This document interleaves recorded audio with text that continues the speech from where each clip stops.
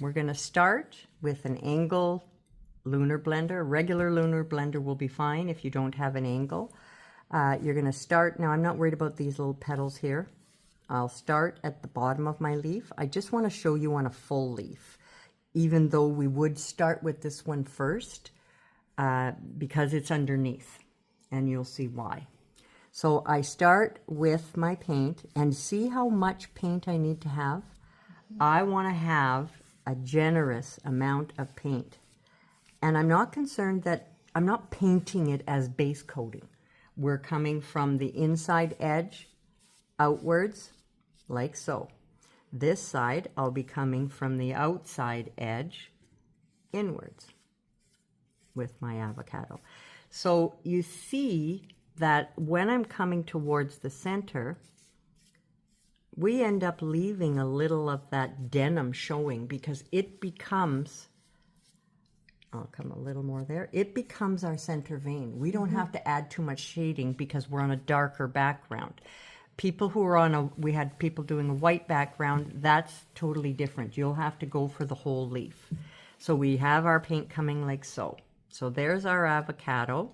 Now I'm going to pick up, I just wipe my brush, you don't wash it, so it's still basically a dirty brush. I'm going to pick up some of my black-green mix, and I'm going to come from the center outwards. Now, it's always helpful to have your photo right handy so that you can see the direction your leaves are going.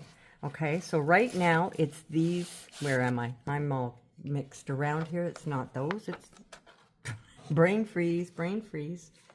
It is those ones. I was in the right place. Okay, you can see how this brain works, don't you? Okay, so it's these two leaves that we're working on. I just want you to be able to see them. And I always feel it's best to have your photo right beside it. What we did was cut our pictures out, pin the leaves near the ones, the direction that they're going. So if you turn your piece, those leaves are always staying the direction they're going. And that's what's going to help you. You can see on this leaf that it's going like so. So that's the direction I brought that in.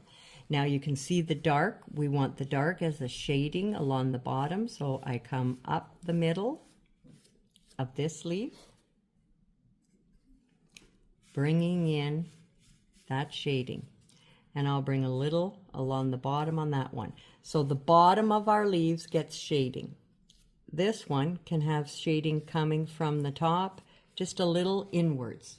So the black green comes up the middle here, down here. Wipe your brush, and you got to wipe it really good. If you feel you need to wash it, make sure you dry it well, because now we're picking up our highlight mix.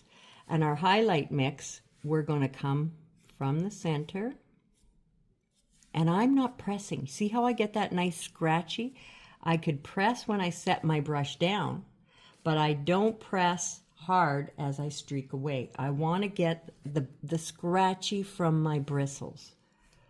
I can bring a little inwards, and we will go back at the end when it's dry. You can highlight more.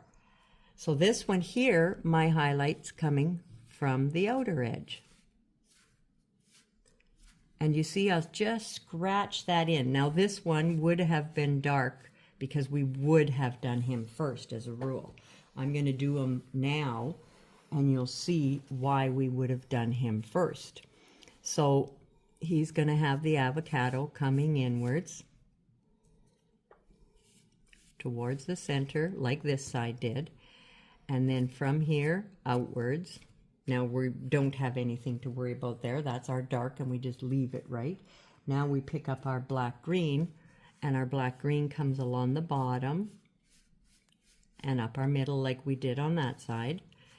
And because this leaf is underneath another leaf, we darken it with our black green as well. So why we like to do him first is because right now I'm catching some of my light and taking it away, and we don't want to do that. We want to keep as much light there as we can, and the light will die down, as we call it, and sink into our project.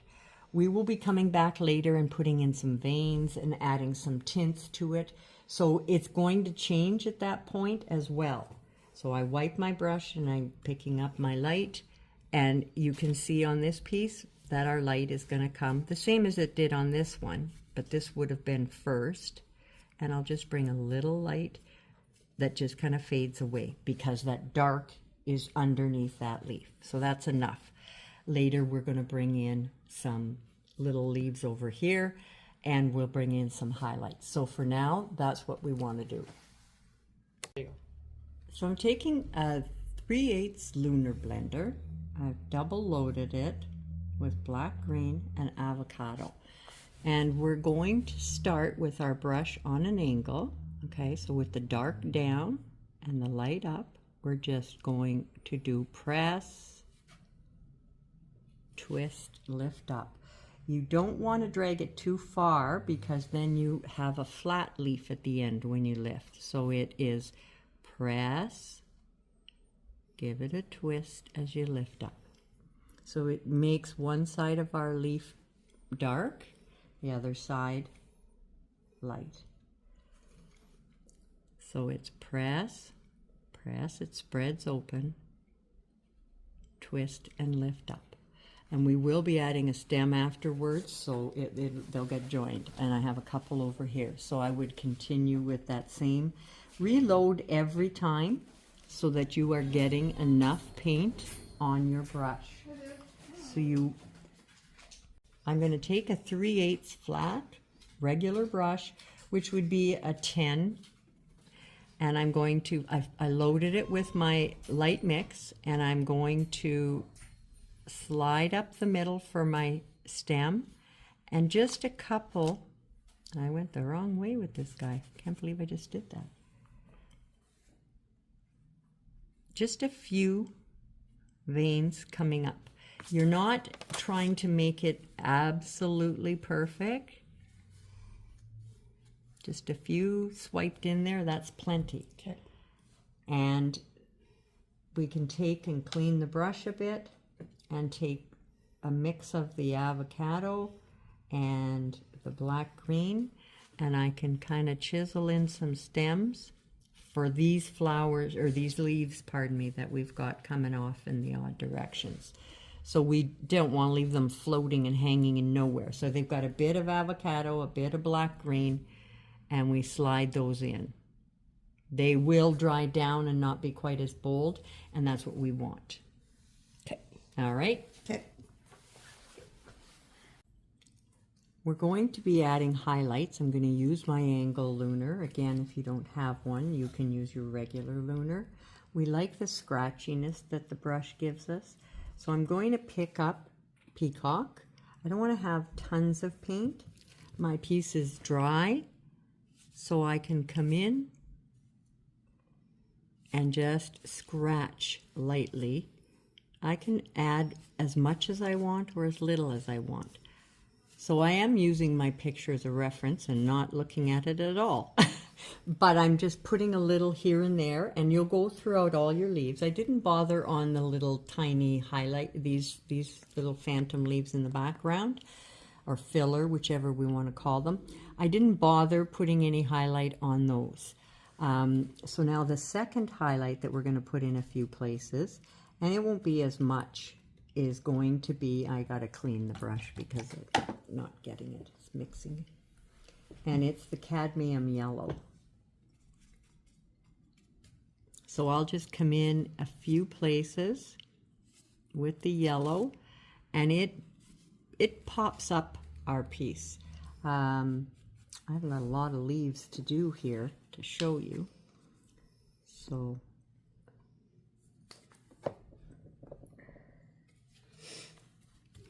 but I'm going to turn this, because this one over here has more of the yellow on it. So I will bring in, aha, that would help, eh? I will bring in some yellow. That's turquoise there. And I'm into my yellow spots. And then I'm gonna, again, now I can go ahead and put the turquoise on this one. I didn't. So you do give it a pat on the palette. I have loaded it with paint, but I don't want to have too much. And you see how just scratch.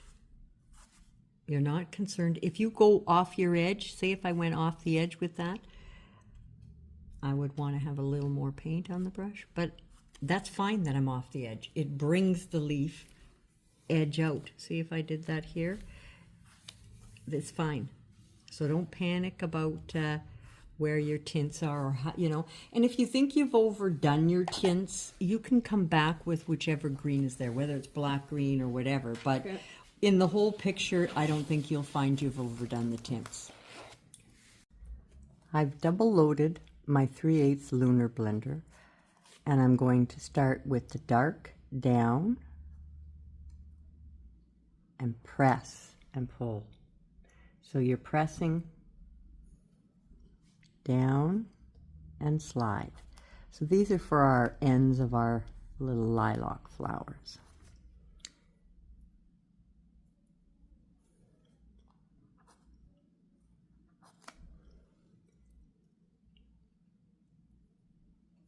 Now I'm going to take, and we're going to make clusters. So I lean back on the petal or the bristles, and that will help to spread them open.